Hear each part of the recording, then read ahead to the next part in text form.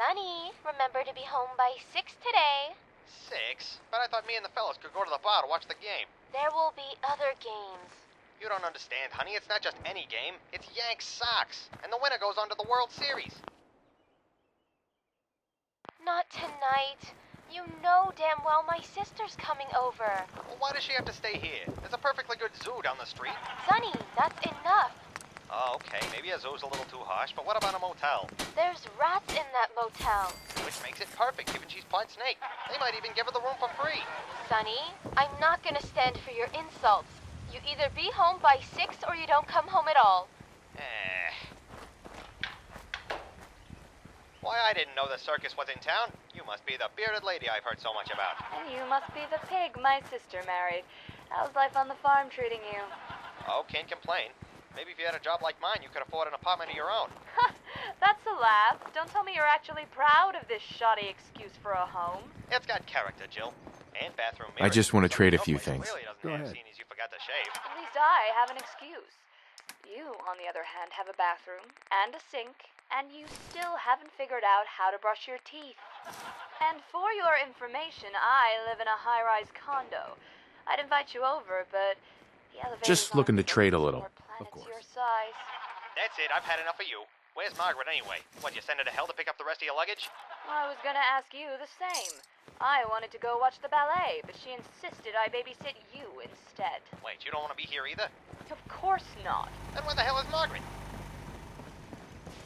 Where's Sonny? He couldn't make it. What's the score? The Yanks are down 2 runs. I didn't know you liked baseball, Margaret. Baseball, I like. Hey. Pinstripes, not so much.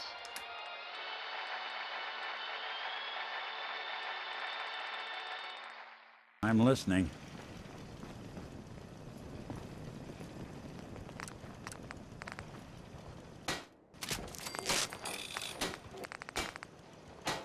If you work, you eat.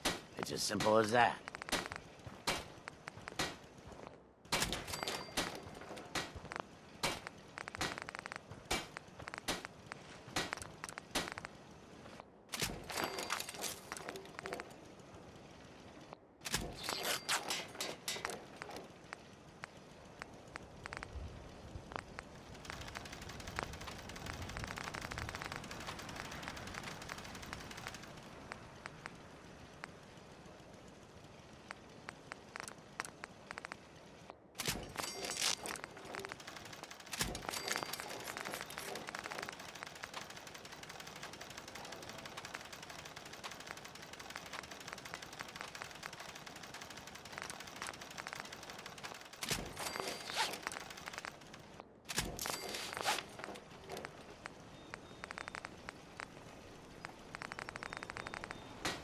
Only thing better than getting pissed is picking a fight. Am I right?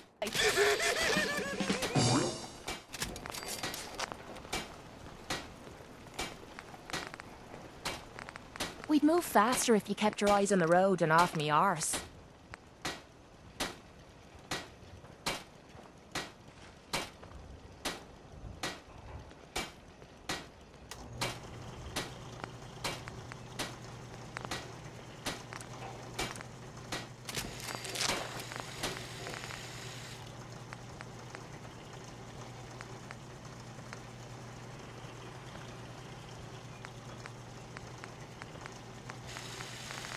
Time for one of our little chats, is it? I'd love to.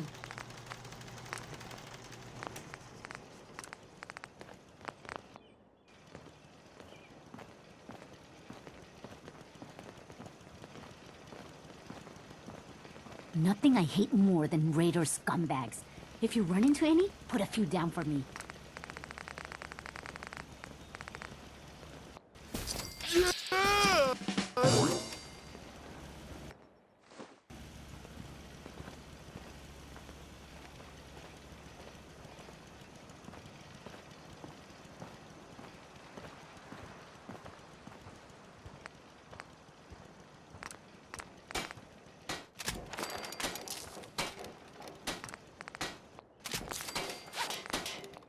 Try not to sever anything you might miss.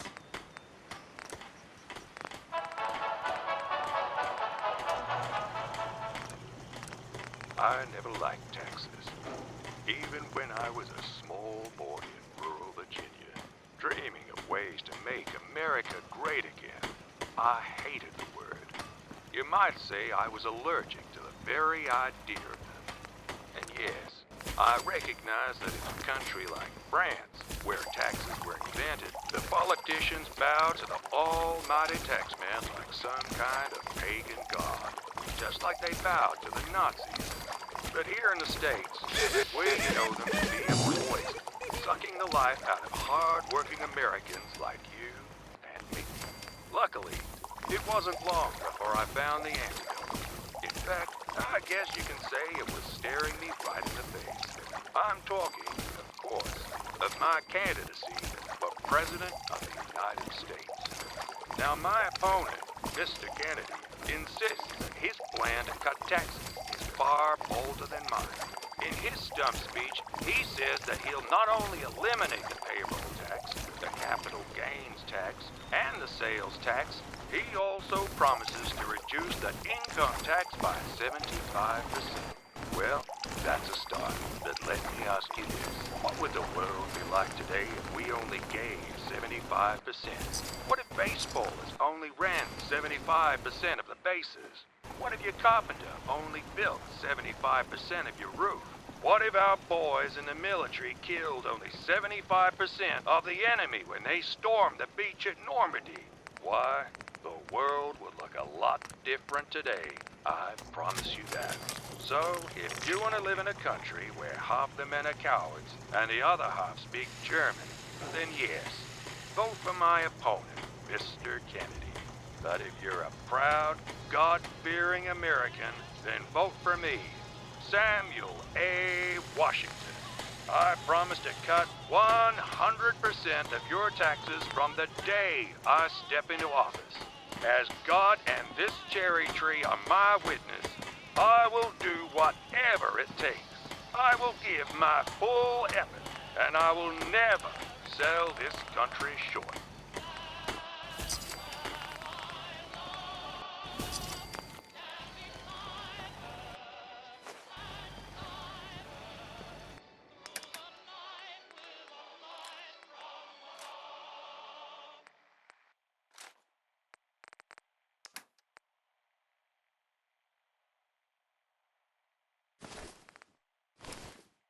It's time for everyone's favorite newlywed guessing game, What's Burning My Bacon?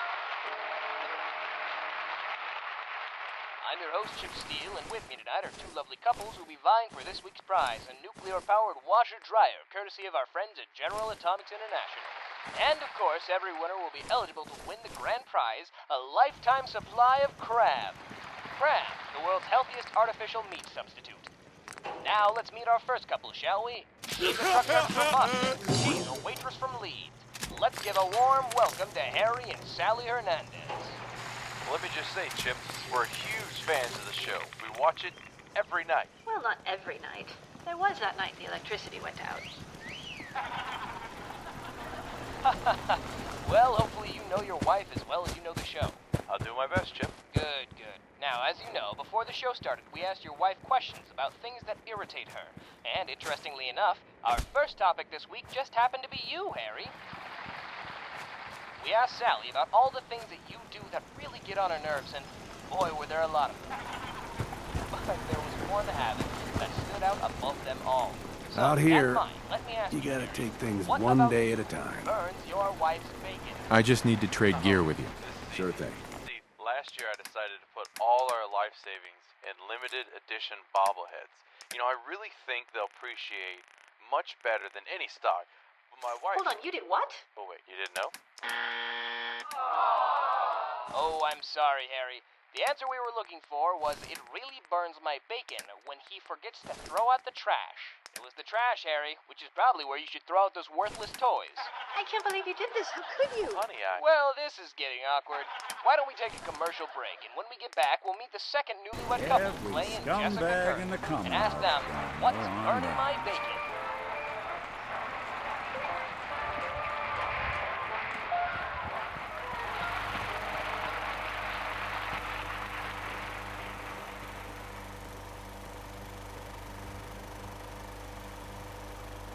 This is a man who smokes gray tortoise cigarettes.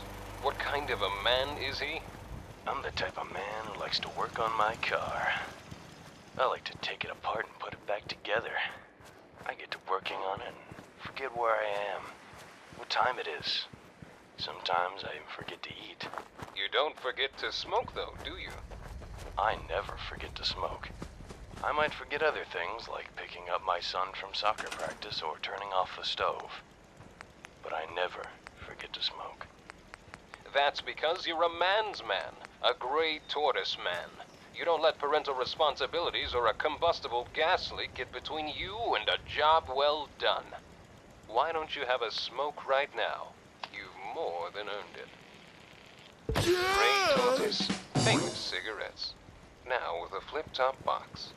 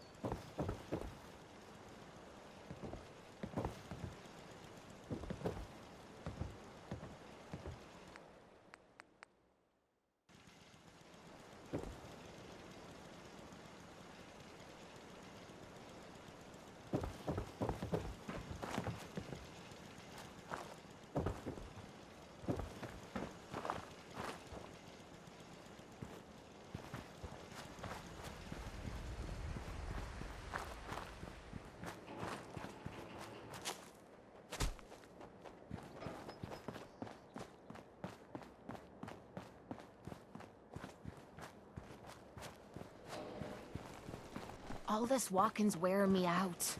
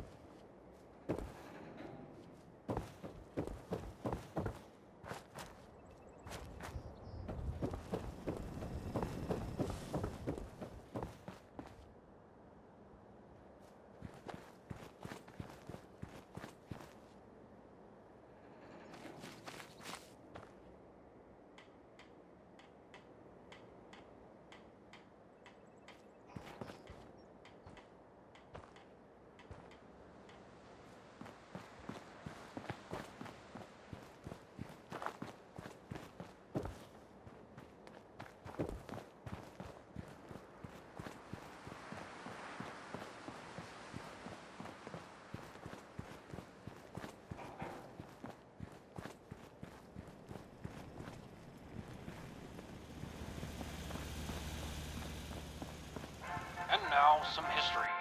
On this date in 1962, the home team faced up against that mighty juggernaut from San Francisco in a game that would go to extra innings. 21 all told before the night was over. A rather after the night was over, as the game went well into the daytime. Here's what the San Francisco skipper had to say. Skipper, you had Marshall on the mound today, and he was the bee's knees, a real Dominican dandy. But given how many innings he threw, can he continue to be your butter and egg man all the way to the champ's ball? I think he can. He's our horse, and we're gonna ride him. And what about your thoughts on what the Millville media said after the game? He said by tomorrow he's forecasting on a full shower of baseballs up in the upper deck. Do you see your team jitterbugging around him, or will you invite him to the dance with a little chin music? We don't have to pitch to him, if that's what you're asking. It doesn't matter how good your opponent is. You can always take the bat out of his hand. Is that what y'all planning to do, Coach? Give him the old four-finger walkaroo? You'll see. Well, the next night, the skipper, true to his word, walked the meteor 5 times. Unfortunately for him, the man batting after him provided enough fireworks to light up the sky 10 times over. And the home team took the trophy home on this date in 1962.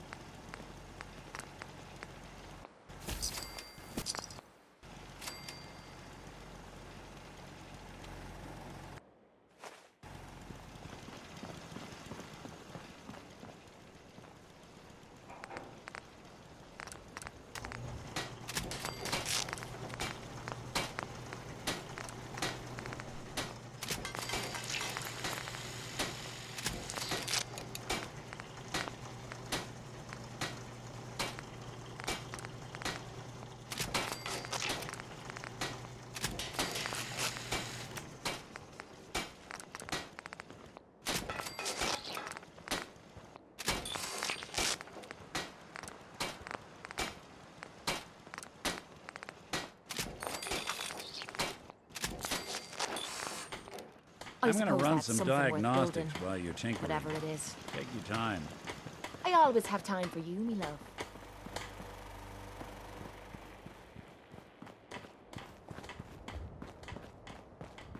Those big, ugly bastards sure hit us hard.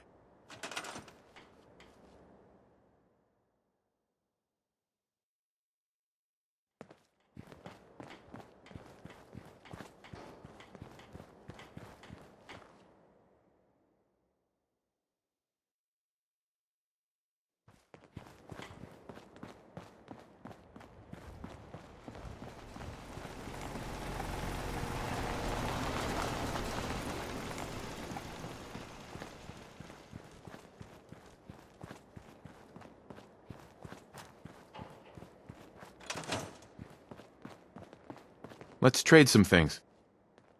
Sure.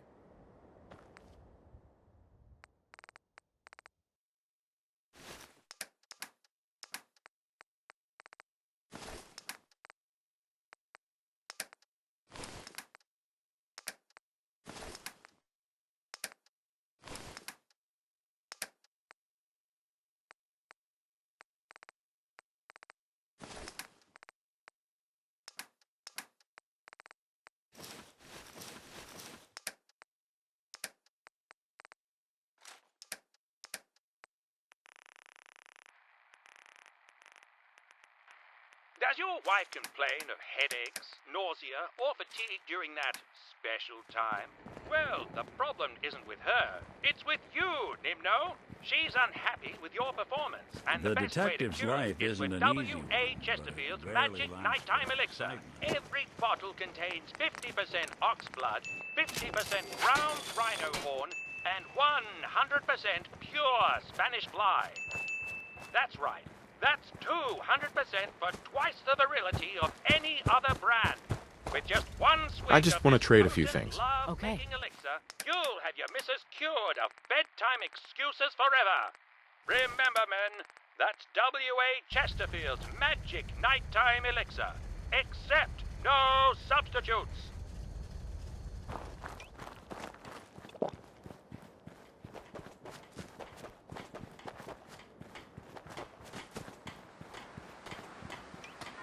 The year was 1842.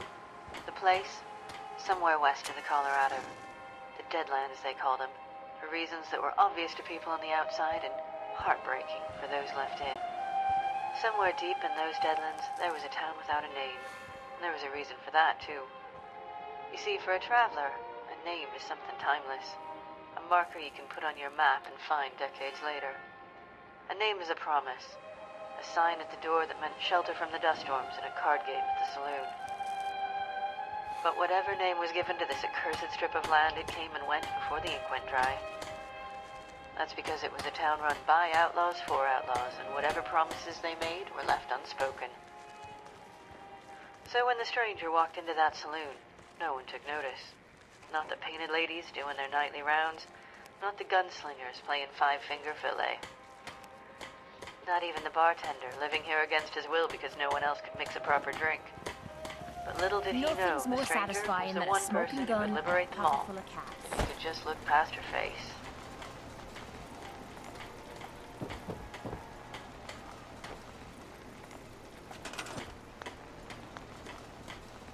Give me a shot of whiskey and leave the bottle. Coming right up, ma'am. You new in town? Yeah, I heard you got trouble with some outlaws. That's putting it mildly. But there's nothing anyone can do about it now. Where's the sheriff? If you mean the man with the badge, he's in his office. But the badge doesn't mean much when the guy wearing it shot the previous owner dead. Sounds to me like you could use some help. Maybe even a new sheriff. I'm sorry, lady, but you're wasting your time. This town is beyond saving. You know how I know? Because every day some gunslinger comes riding through here, talking about how they're gonna clean this place up. And every single one gets strung up and fed to the crows. And your point being? I'd hate to see that pretty face of yours added to the list. That's not how I make my living. It doesn't matter how fast you are with that gun. They've got numbers, and they don't fight fair. Well, good, because my hands aren't that fast anyway. But that doesn't mean I'm gonna dirty them. So, you aren't fast, and you don't fight dirty. Sounds to me like I'm wasting that ball on the course. Don't worry. In about a week, I'll be the only one left to pay the tab. You know, you do a lot of talking, but believe me when I say it's nothing I haven't heard before. The fact remains, there's more than 20 of them and one of you. There's ways to even the odds. And how are you going to do that? I don't know yet. But if you want to help, you can start by telling me about the outlaws who run this town. I want to know where they eat, where they piss, who they sleep with and where, starting with the men at the card table. The old bartender told her what she needed to know, even though part of him felt like he was sending her to her grave. In response, the stranger simply nodded her head, confident in the fact that while her hands were slow, her aim was true.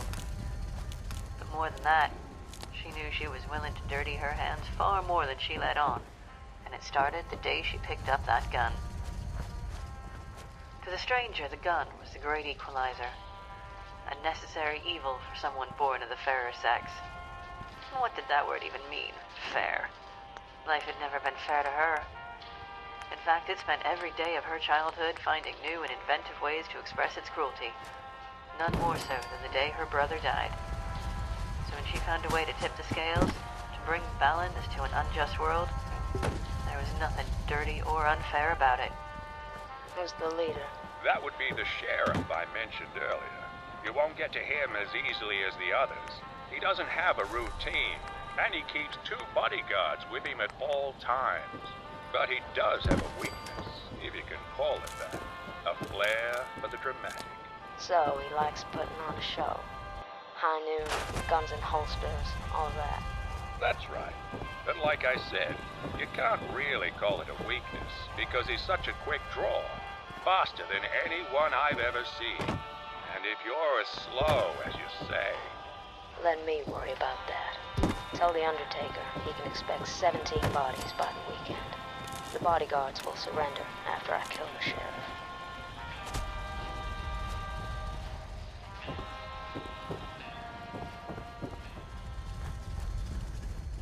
The best in talk, sports, drama, and music. Atomic Radio. reward? It took her less than a week to get rid of most of the outlaws. They'd find themselves dead at their usual habits, the same spots the bartender had mentioned to the stranger that lonely night at the saloon. But as the bodies piled up, the outlaws got angry. The sheriff, feeling desperate for the first time in his long, unbreakable tenure, gathered up everyone in town for a mass execution. There would be hell to pay, even if he didn't know who or what would be footing the bill. With the risk of innocent lives being put to the noose, the stranger could no longer hide behind the fairness of her sex. She stepped forward and confessed to the killings, knowing damn well she wouldn't be believed.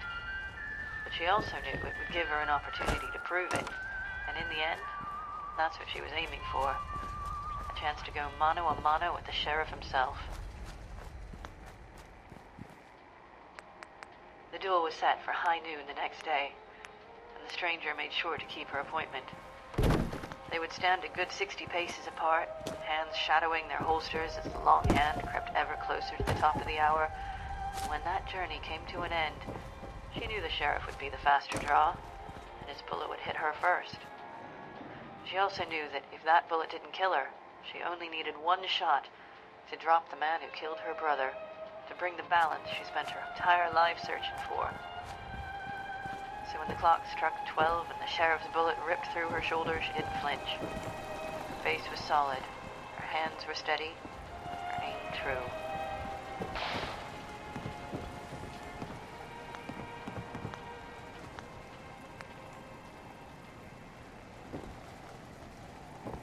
The stranger left the town the next night, but not before paying her tab and leaving the bartender a generous tip. The bartender asked her to stay, of course, and when she said no, he asked her for a favor instead. He figured the town was finally worthy of a name. What better name to give it than that of its savior? But the stranger refused to give one, so the town went on nameless for a time. But from that day forward, travelers who roamed the Deadlands often spoke of a sanctuary, a place where weary folk could find a shot of whiskey, a hot bath, and a warm bed. All they needed to do was look for the sign outside the door that said in no uncertain terms, "Strangers welcome."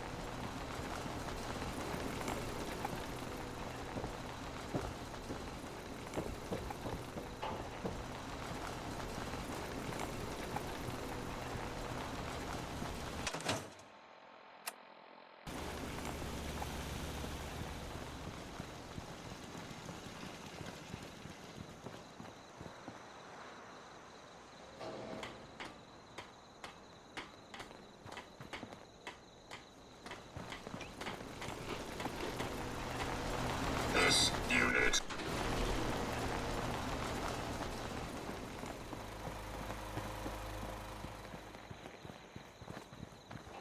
You ought to be careful. I can fix most things, but people don't fix so easily.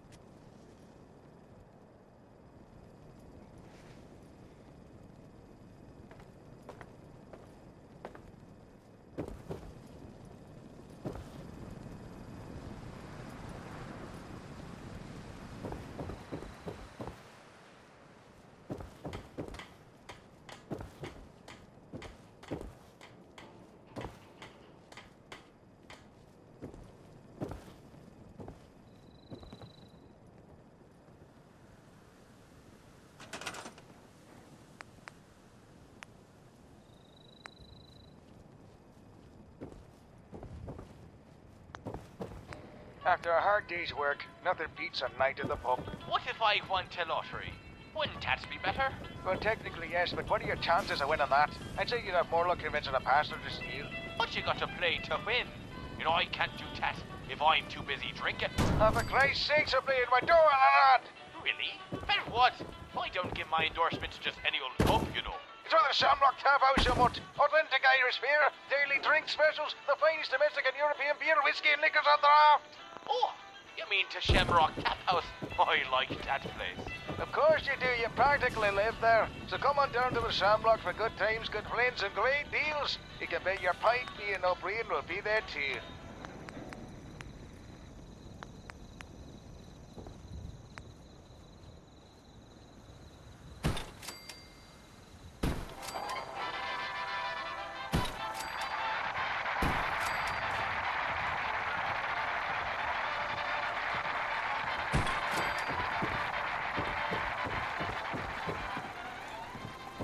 So, John, got any plans tonight? None that involve you. Why not? We could catch a movie. No offense, but going to the movies with you is like watching paint dry. That doesn't make any sense. Going to a movie isn't like watching anything but the movie. Makes perfect sense. I go to a movie, you sit next to me, and now I'm bored. What if I randomly sat next to you? How would you even know I was there? How else? Because there'd be paint on the screen. Nothing but drying paint. And as soon as I saw the paint, I say to myself, gee, I bet I know who that is sitting next to me. Why, it's my old pal Jeffrey. But have you ever seen paint dry? It's not as dull as you think. Of course it is. It's paint. It dries. End of story. Well, let me ask you this. Which part dries first? The top or the bottom? Huh. Now, that's a good question. I guess I don't know. So you admit it's kind of Another day of interesting. hard work. Maybe. What's your point? My Never point is, changes. stop being an insufferable arse and let's go watch a movie.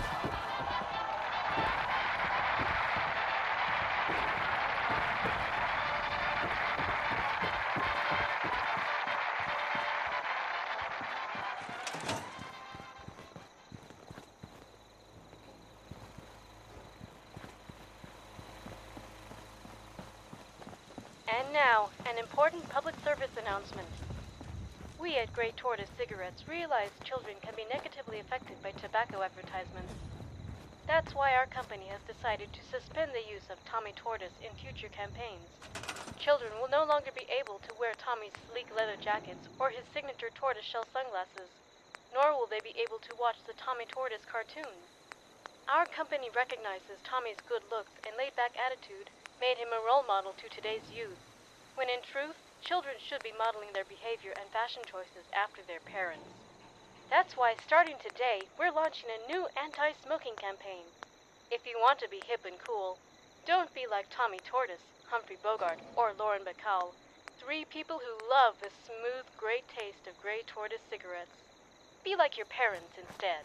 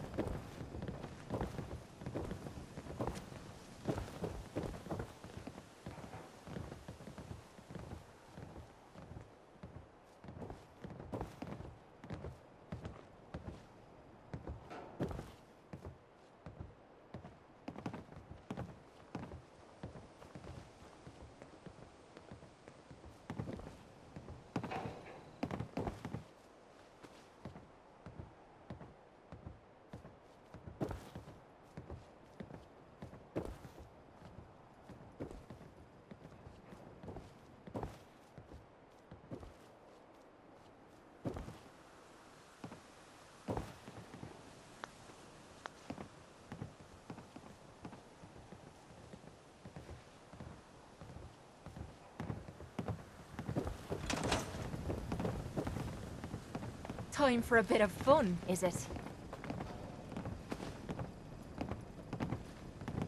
Hi. Ready to head back out? That depends. How are you feeling? Are you kidding? Now that you're back, I'm feeling better than ever. When you're ready to go, I'll be right behind you. Ready. Good. Then let's get moving. Hey. This better be worth it.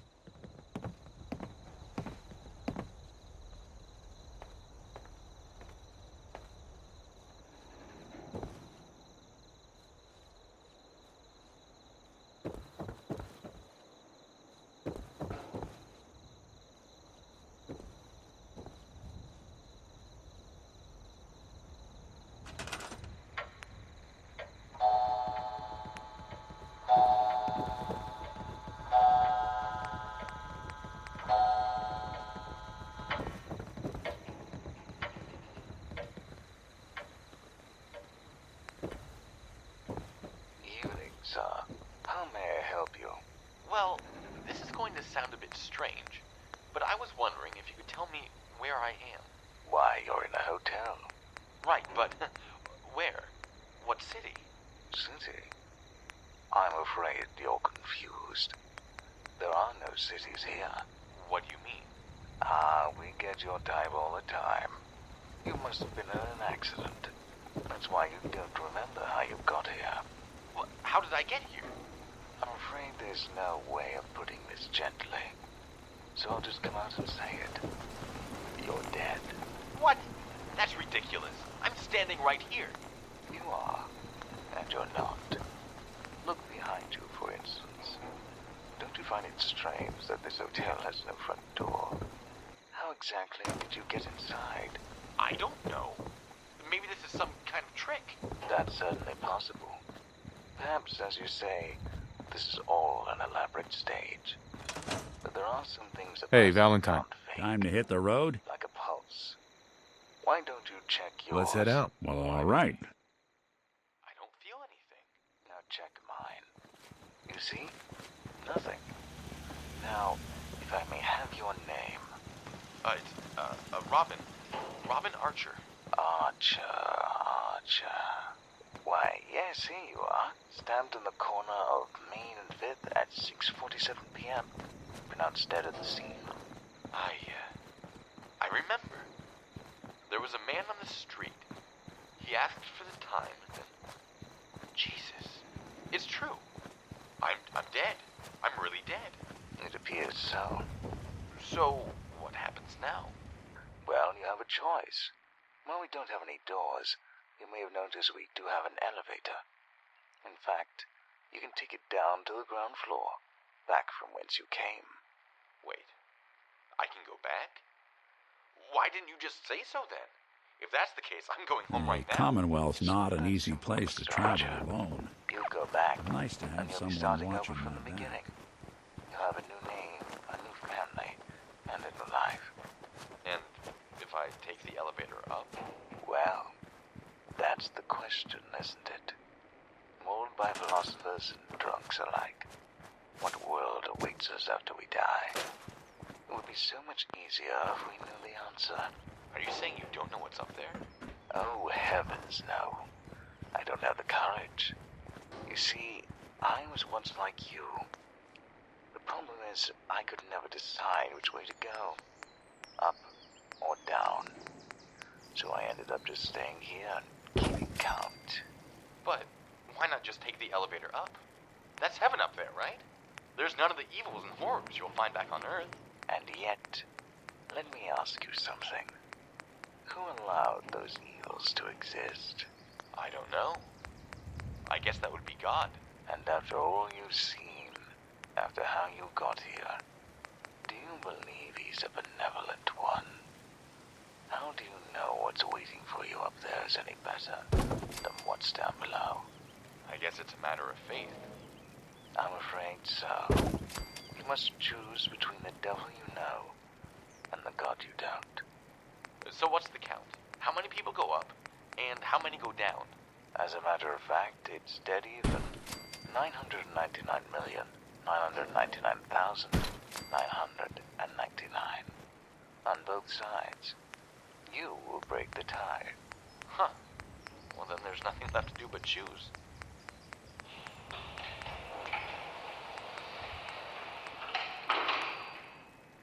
That was surprising. Thought for sure he'd go the other way. I thought so too. But either way, that settles it. The agreement was a first to $1 billion, wasn't it? Yes. It's rather unfortunate for them. But no one can say we didn't give humanity a choice. True enough. Free will is tricky that way. I can never figure out if it's a strength or a flaw. Well, perhaps the next world will prove more decisive. Let's go.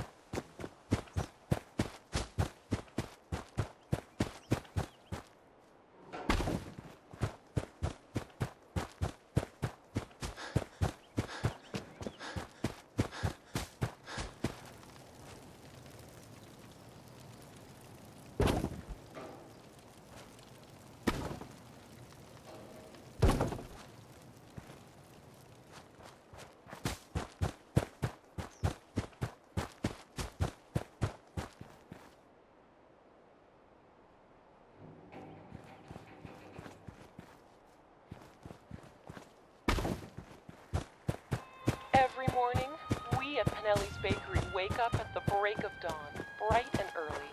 In fact, we open our doors before most customers open their eyes.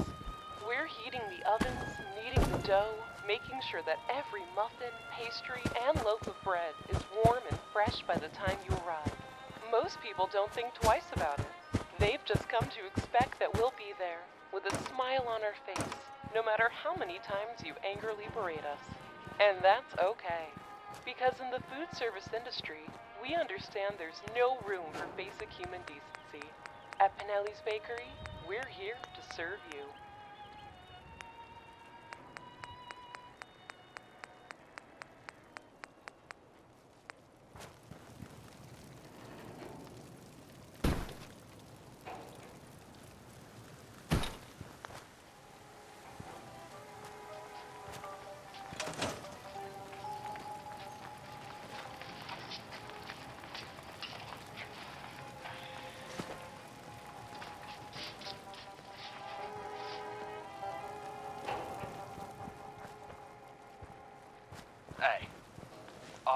you Dr. Hall? I am. And you must be Mr. Richards. Dr. Salinger told me you'd be coming in. And what? Did he tell you I was a loony? He didn't tell me anything. Just your name, your age, and the phone number of a good plumber. Why a plumber? My toilet's backed up. I've been having to use the office bathroom instead. I see. And you promise you won't put me in a straitjacket? I won't put you in anything. However, my colleagues at Parsons might be inclined to, provided you're actually ill. I suppose it doesn't matter anyway. I won't live much longer at this rate. And why is that? You watch baseball, Doctor? Of course. Who in Boston doesn't watch baseball? Well, do you ever watch the games? Feel like you have control over the outcome? I'd say that's fairly common. Superstition and sports go hand in hand. Yeah, but at the end of the day, you know, you realize that whatever you do, it doesn't really matter. But I can't stop thinking, what if I'm wrong? What if I really have the power to change things? Is that why you're not wearing any clothes? Yeah, Doc, the more clothes I wear, the harder My back hurts, my feet hurt, I put on a sock, everything hurts. and the bombers hit a double. I take it off, we strike out the side. But it's I'm busy. less than 30 degrees outside. Just wanted to trade a few things. If I cost us the first championship since 1918, then the entire city will have me in the electric chair. There's no way out, Doc. It's heads you win, tails I lose. Mr. Richards, This place is really coming together, huh? from a 3-0 deficit I can't take all the credit. You know what I call a good day? that you should put on some pants. What if they lose? What if it's all riding on me? As a season ticket holder, if we lose, I promise you, Mr. Richards, I'll shoot you myself. But it won't come to that. It just won't. Stomach. I heard there's a new patient in Ward C. Supposedly, he thinks he's the reason we lost the World Series. I tell you, give him enough rope and a bottle of chems, and some people will believe just about anything. That's the thing, though. This wasn't some homeless person or addict. The farm's not much, but it's something. Psychiatrist. Hi. I'm sure I have something you need. Paul. Let's see what you've got. Let me know what you'd like. Shrink in the loony bin. Now that'll liven things up around here. Sure as hell beats watching baseball.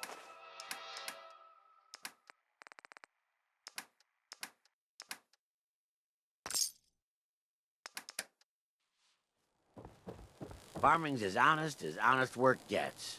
Hey, I'm sure I've got something you need. I'll take a look, sure. Here's what I've got.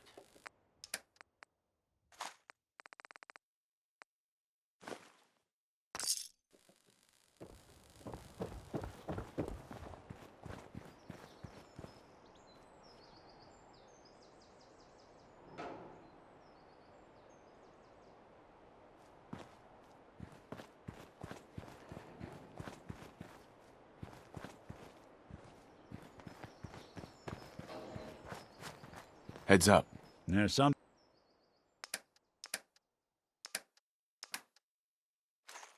you need?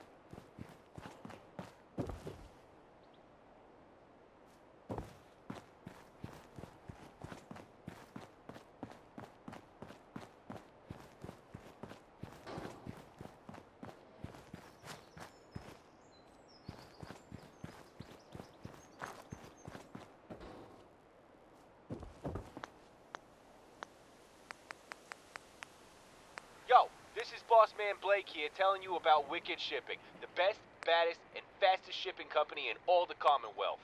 Got cargo that needs to be in Springfield by tomorrow? Our fleet will be there wicked fast, with better service and friendly drivers who are more reliable than bread on a spucky.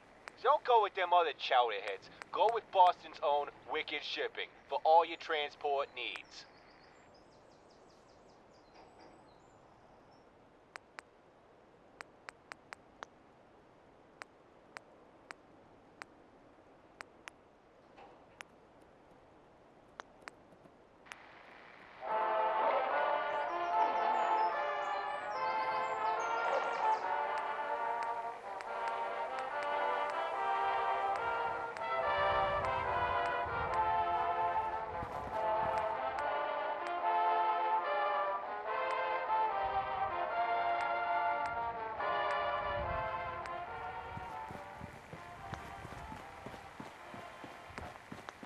What you doing there, Slick?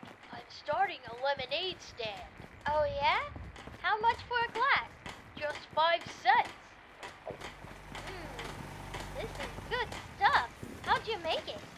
Well, it's made of sugar, water, and one special ingredient. My little brother's tears. You out of your mind? No, I'm just doing like my mom and dad told me.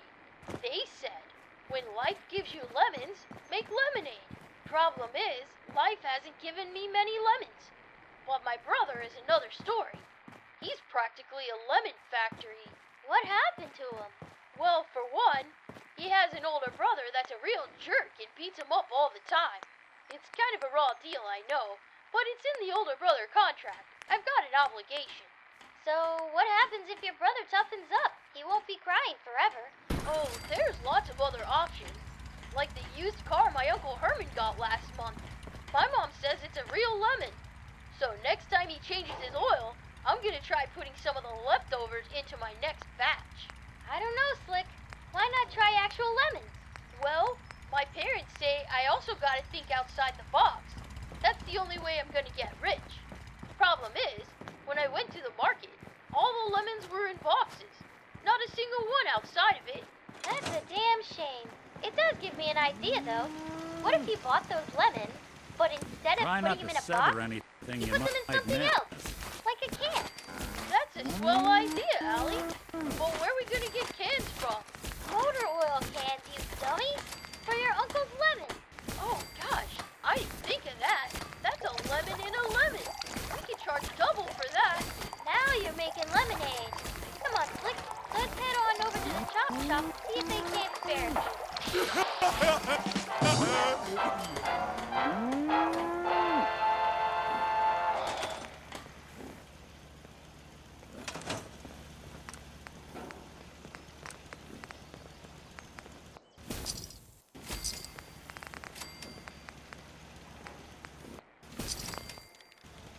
If it's happened once, it's happened a million times before.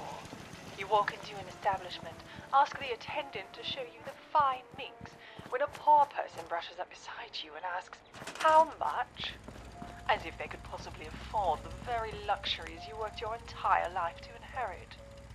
All you want is a place to shop for fine art, handsome furnishings, and the cutting edge of modern fashion, without having to discern who is a customer and who is the help.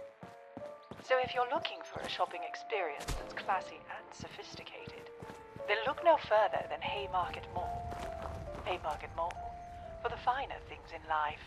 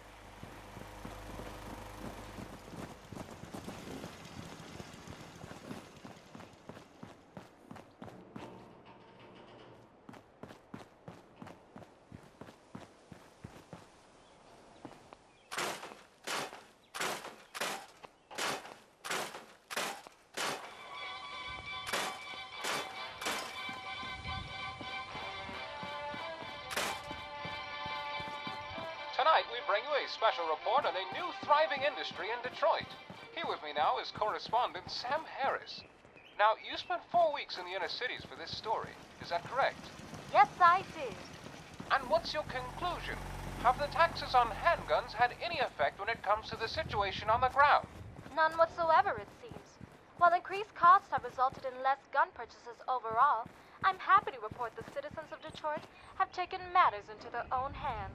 What's this you have here? It's what local gangs refer to as a pipe pistol. Amazing! And it's built entirely from parts found at your local hardware store. That's correct. Just pipes, springs, and nails. In fact, it's not just materials you find at the hardware stores. You'll often see foot soldiers at the junkyards, too, finding new ways to turn scrap into shotguns. Recycling old parts seems like it'd be good for the environment as well. The next time I throw away an appliance, I can rest easier, knowing it might find a second life as a murder weapon. That's exactly right. In Detroit, I'd say it's almost guaranteed. You seem impressed by their ingenuity. I am. As a firearms owner, it's just refreshing to see that even with the increased costs and barriers to gun ownership, nature finds a way. Fantastic. I'm afraid that's all the time we have for this evening, but I want to thank Sam Harris for this special investigative report. Tune in tomorrow for our monthly series on flying saucers, truth, conspiracy, or hoax. And to Americans at home and abroad, we bid you good night.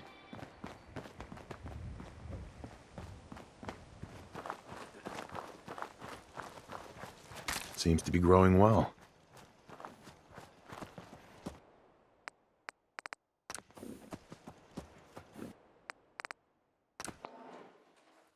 We'll make something out of the Commonwealth yet.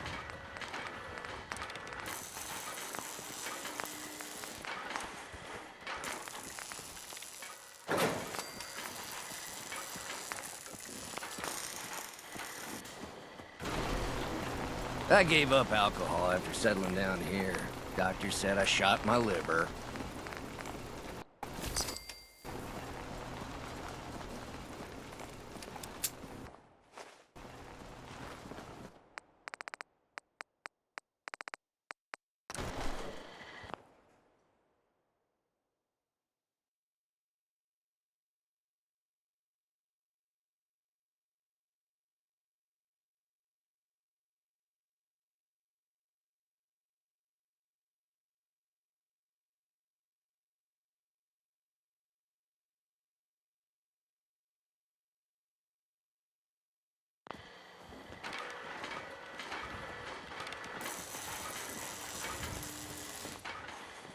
This unit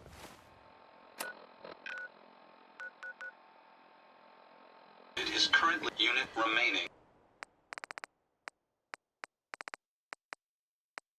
in factory default mode.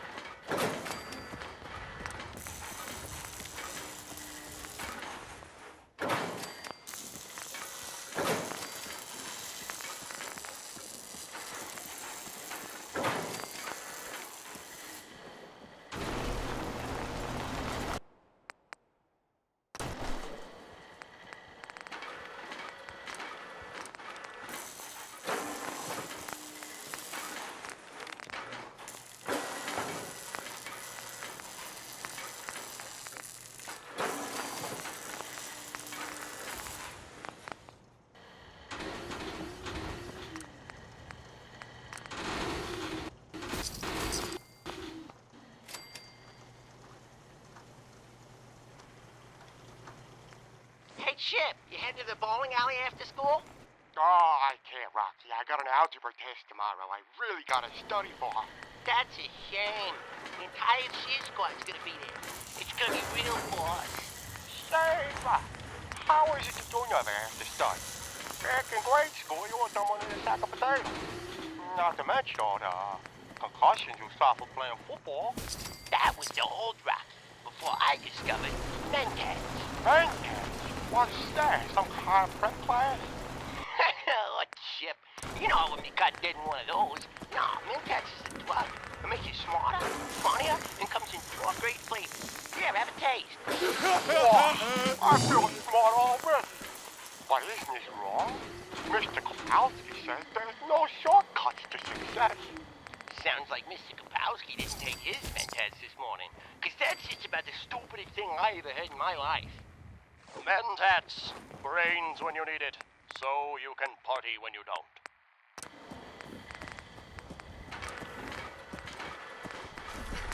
Can't remember the last time I had clean fingernails.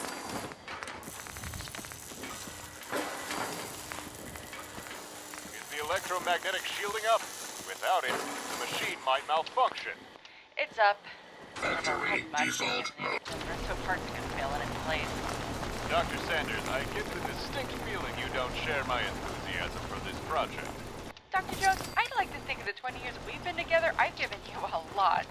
I've given you my time, my sweat, and my expertise. I even gave you my secret recipe for banana bread. Not that you'd know how to use it, but the one thing I won't give you is my enthusiasm. Not when you choose to risk your life for this experiment. Risk is a part of life, Doctor. You take a risk when you eat your sugar bombs in the morning, when you drive your Corvega, and when you cheat on your husband. Every second is a dice roll. The only saving grace is that you have some semblance of control. But If when we it had a comes good to supply of nuclear clean war, water, to things would be radioactive pretty good. fallout in the end of days, you have no choice. Your fate is left in the hands of 2 men with their fingers on the button, and you know there's only a matter of time before one of them pushes it. That's why we built our own machine, with our It's a own nice button. little setup. One that will Wouldn't send me mind one of back these in at the time, agency. and when you press it, nothing will ever be the same.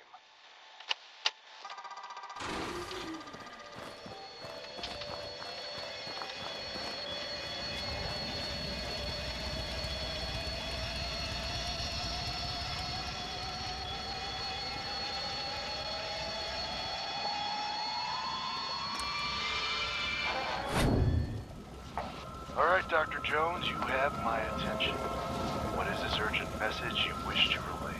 Mr. President, I want you to take your finger off the button. I'm sorry, but what button? You know which one. The one you use in the event of an invasion. The button that fires the nukes. Dr. Jones, you do realize there isn't an actual button, right? What do you mean? Dr. Jones, there's no big red button to fire a nuclear arsenal.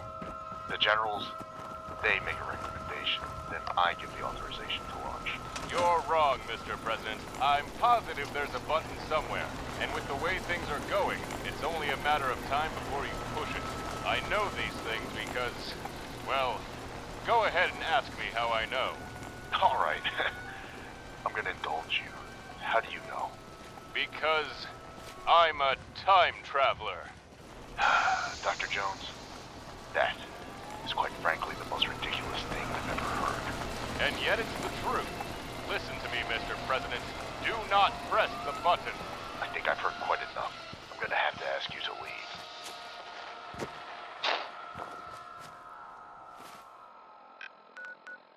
So, how did it go? I couldn't change a thing. I went to a dozen critical points in history, as far back as the invention of the button itself, and I couldn't convince a single person I was a time traveler, not even your husband. Well, you can hardly... Wait, what? You think after I told him about the affairs and the drugs, he would... Well, it doesn't matter. I'm beginning to think the past can't be changed, which means we...